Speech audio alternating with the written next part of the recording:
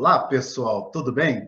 Eu sou o professor Sérgio Calheiros, né? Também conhecido como Sérgio Palmares, tá bom? E eu trabalho literatura com vocês, tá, pessoal? E hoje, então, eu vou compartilhar aqui quinhentismo do Brasil, tá? Nós trabalhamos até então a literatura clássica, o classicismo, né, que na verdade, gente, é o seguinte, tá? Tudo está dentro desse pacote de 1500, tá? Que nós tivemos aí em fins de 1400, período 400 nas artes plásticas, né? Nós tivemos então o Renascimento, né? Que é justamente quais são as características, né? Que é justamente a questão da razão sobrepondo-se à emoção, né? Então, o cientificismo, né? A tecnologia, a filosofia, tá? Opondo-se a todo aquele pensamento medieval, né? Todo aquele pensamento religioso do teocentrismo. Então, nós temos o antropocentrismo, tá? Presentes. E aí o que vai acontecer, né? Na literatura, esse momento foi chamado de classicismo, tá? Então, até porque em Portugal, especificamente falando, pessoal, nós não tivemos aí o período 400 na literatura, tá? O período 400 ele é nas artes plásticas. Então, aí em 1527, em Portugal, Sá de Miranda volta da Itália trazendo a medida nova, que são os versos decassílabos, né? É toda aquela influência da arte grega e romana da antiguidade. Tá bom, pessoal? Aí o que acontece? No Brasil, portanto, nós não tivemos, né, então, uma literatura clássica, até porque o Brasil estava sendo descoberto. Então, o que nós temos nesse momento, pessoal? O que a gente encontra aí no Brasil, nesse pacotão aí de 1500, né, que vai até 1600? O que a gente tem? Nós vamos ter a literatura então chamada de quinhentismo, a literatura quinhentista, né, que dentro dela nós encontramos a literatura informativa e catequética.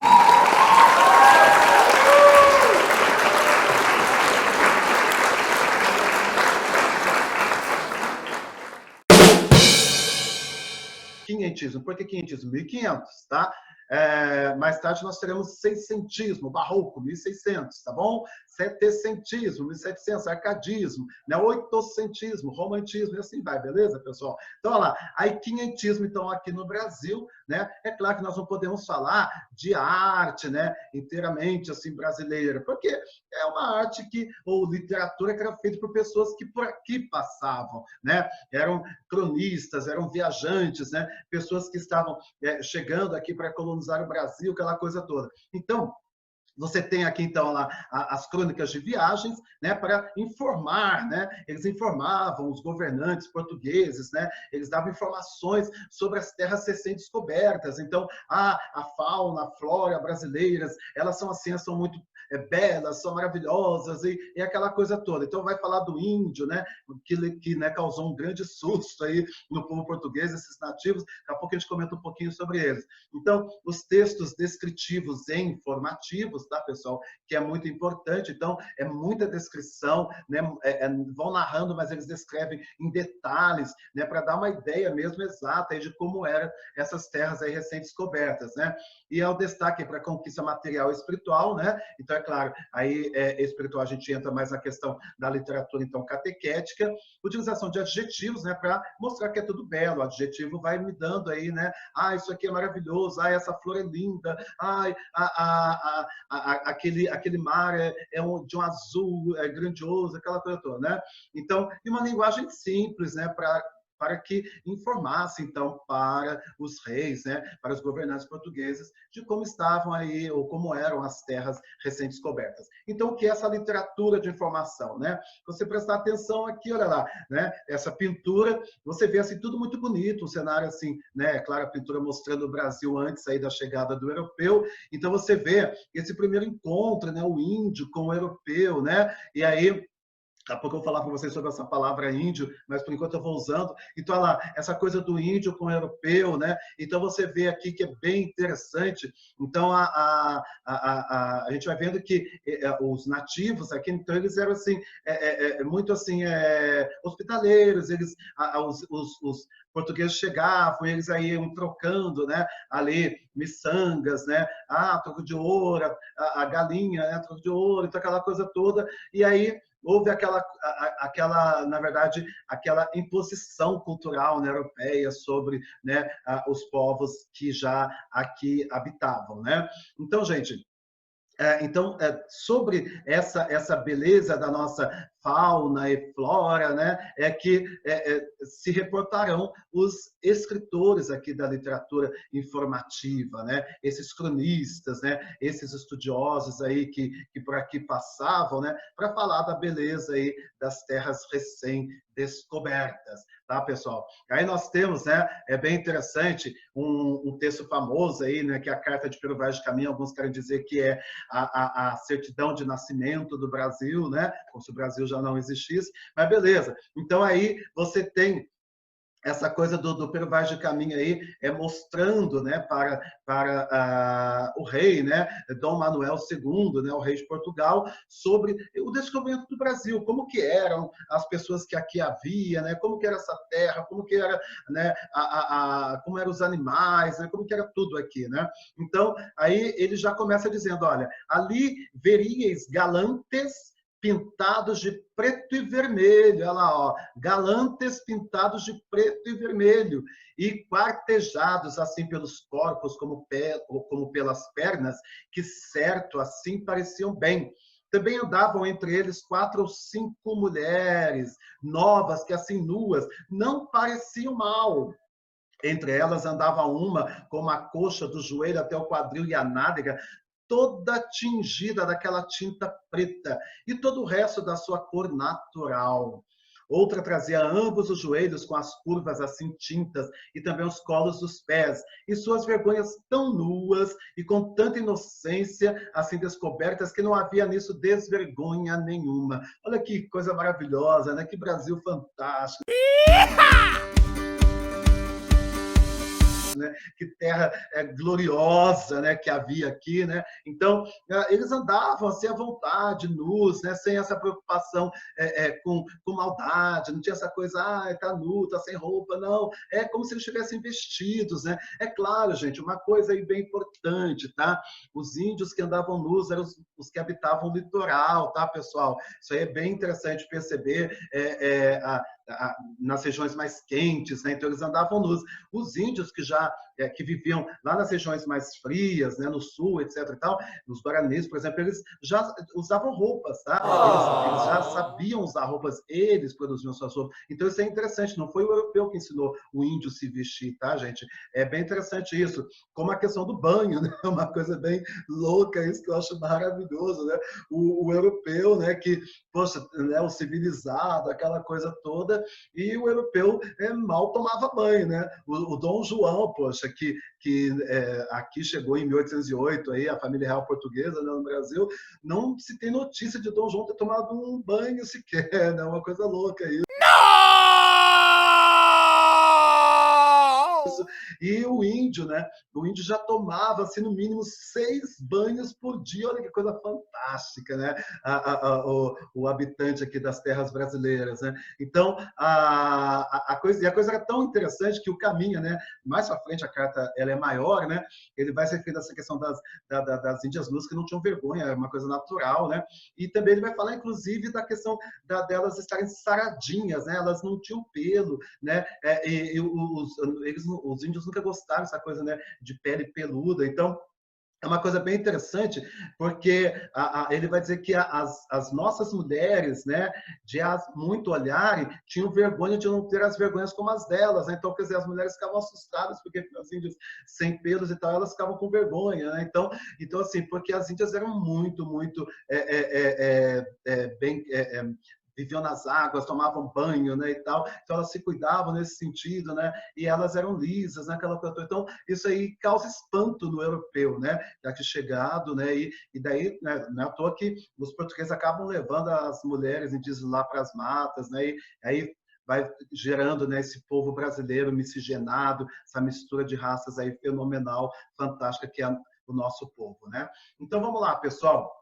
Outro nome aqui importante, Pedro de Magalhães Gandavo, né, que é cronista, professor, historiador, secretário da Torre do Tombo. Vale uma explicação aí sobre a Torre do Tombo, tá, pessoal? Que era um lugar, né, realmente onde estavam ali para escrever sobre a história de Portugal, né? Então, escritores, pessoas intelectuais. Então, até em 1434, quando dá-se o início do humanismo, né? Foi quando ocorre então a nomeação de Fernão Lopes, a cronista-mor da Torre do Tombo, né? Então o Magalhães Gandavo não era um cara qualquer, ele sabia, ele era intelectual, tá? Então ele era um escritor, ele era um secretário ali da Torre do Tombo, né? Então, ele vai registrar, né, sobre as coisas aqui do Brasil, sobre o que havia aqui, sobre a história, esse encontro, né, do europeu com o índio, sobre todo esse momento inicial da brasileira. Então, vamos lá. Daí ele vai falar aqui, ela escreveu História da Província de Santa Cruz, né, vulgarmente aí chamada de Brasil, né? Então, a obra vai trazer 2 textos, tá, pessoal, que falam sobre as riquezas naturais, né, presentes no Brasil. Eles ficavam deslumbrados com tudo isso, né? Além da descoberta da nova terra e das tribos indígenas, né? Sempre falando aí para os governantes portugueses, olha aí como é que é a colônia de vocês, olha como é que é legal, olha como é que é bonita, etc. e tal, né? Então, tem esta província, assim como vai lançada na linha equinocional para o sul, 8 capitanias povoadas de portugueses, que contém cada uma em si pouco mais ou menos 50 léguas de costa, e demarcam-se umas das outras por uma linha lançada de leste a oeste, e assim ficam limitadas por estes termos entre o mar, o oceano e a linha da repatriação geral dos reis de Portugal e Castelhana. Então, um trecho aqui da obra dele, tá? Falando então sobre o Brasil. E aí nós temos então a literatura catequética, né? Então, essa literatura jesuíta, então essa catequese, né? Então, os jesuítas, né, que formam aí a Companhia de Jesus, né? Tem aí como o grande mestre o Inácio de Loyola e tal, depois a gente vai ver isso lá na frente no Barroco, né? Com a questão da Contra-Reforma. Bom, beleza. O que vai acontecer aqui, né? Que é bem interessante. A Companhia de Jesus vinha, então, para catequizar os índios, para, então, ensinar os índios a respeito da fé cristã, né? Isso é bem legal, porque Camões, né, lá nos Lusíadas, né, ele deixa bem claro isso, o terror dos deuses, né, do Olimpo, né? Era o quê? Que se os portugueses continuassem na sua investida, né, das grandes navegações e tudo mais, eles iriam impor aos outros, né, sair com a fé cristã. E aí, então, os deuses deixariam de ser adorados e o povo passaria a adorar o Deus cristão. Então, aí já havia esse temor dos deuses, né? Baco se opunha totalmente a isso. E aqui nós vemos, né, de uma forma mais histórica, mais concreta, né, não fantasiosa, não subjetiva, a questão, então, realmente dos jesuítas vindo aqui catequizar os índios, né, mostrando para os índios que eles tinham que ser cristãos, né, e não adoradores dos deuses que eles estavam acostumados a adorar. É uma outra, então, outro tipo de literatura dentro desse período quinhentista aqui no Brasil, né? Então, qual era então essa principal atividade, quais eram, né, as principais atividades dos jesuítas aqui no Brasil? Então, a produção de poesias devocionais, tá, pessoal? Então, eles faziam poemas que iam ensinando, né, o índio a orar, a rezar, aquela coisa toda, e mesmo assim para eles mesmos, para português, mostrando aí sobre a questão devocional. Então, poemas mais devocionais, como também teatros pedagógicos, isso aí é muito importante, pessoal. Tá? O teatro pedagógico, gente, o teatro não tem como fugir dele, é uma arte fantástica, tá? Ela mexe mesmo com as estruturas, e aqui os jesuítas foram espertos, eles usavam o teatro, gente, para ensinar os índios a serem cristãos. Então eles faziam assim megas produções assim com explosões, tá, de pólvora, aquela coisa toda, para mostrar, né, para os índios que os deuses que eles adoravam eram do mal, né?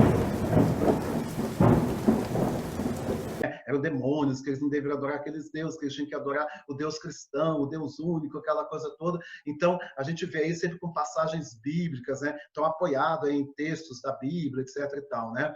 Então, produção de documentos, né?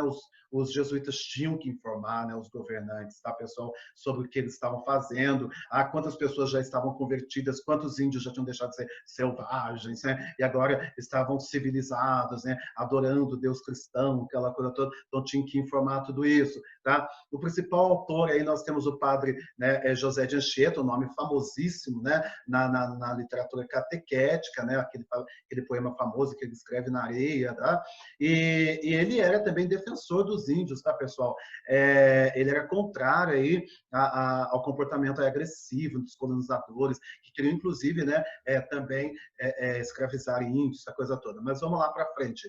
Aí, gente, nós temos aqui, né, ele desenvolveu um trabalho bem interessante, que ele criou uma língua, né, que era falada muito no Brasil na época, que era justamente saída do índio, né, uma mistura, que ele estudou muito a gramática, o tupi-guarani, aquela coisa toda, e ele, então, criou essa língua, que seria a língua nacional, que era o que a gente está falando hoje, né, que ninguém nem sabe o que é. Mas, aí, por quê? Que depois cortaram isso, tá? Portugal cortou, não, ninguém vai falar essa língua, vocês vão falar o português mesmo, e aí, então, nós ficamos esse português nosso também maravilhoso, né, o brasileiro aqui, beleza? Mas vamos lá, então ele escreveu aqui, né, na festa de São Lourenço, né, também a arte de gramática da língua mais usada na costa do Brasil, né? Então nós temos um poema aqui famoso desse momento: depois de tudo criado por conto, peso e medida, disse Deus, seja formado o homem como treslado de nossa imagem subida. E criou Adão, a quem dotou da semelhança divina. Mas foi tal sua morfina que muito depressa borrou aquela imagem tão divina.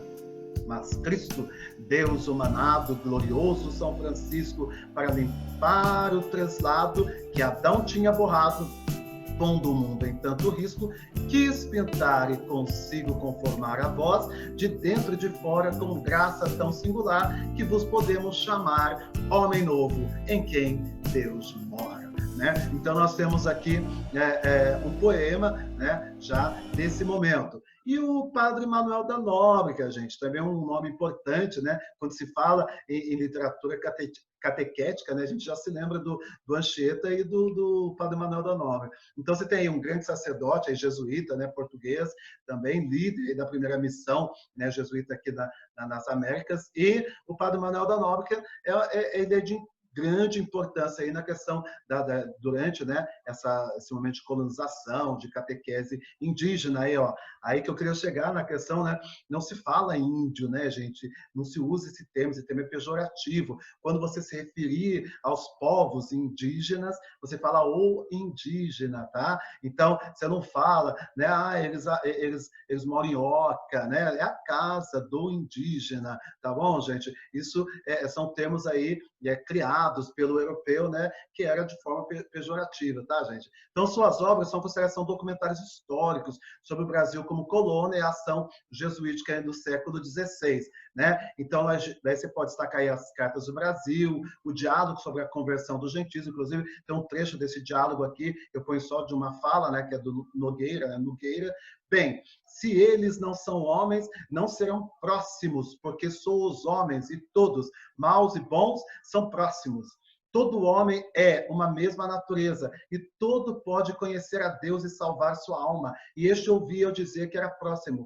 Prova-se no Evangelho do Samaritano, onde diz Cristo Nosso Senhor, que aquele é próximo que usa de misericórdia. Então, olha lá, aqui ele então vai comparar, na verdade, a questão, né, do índio, né, com o samaritano. Então, ele também esse bom samaritano, ele também é o próximo, né? Ele não é um bicho, ele não é um animal, né? Então, tem toda uma jogada interessante aqui no texto do padre Manuel da Nóbrega.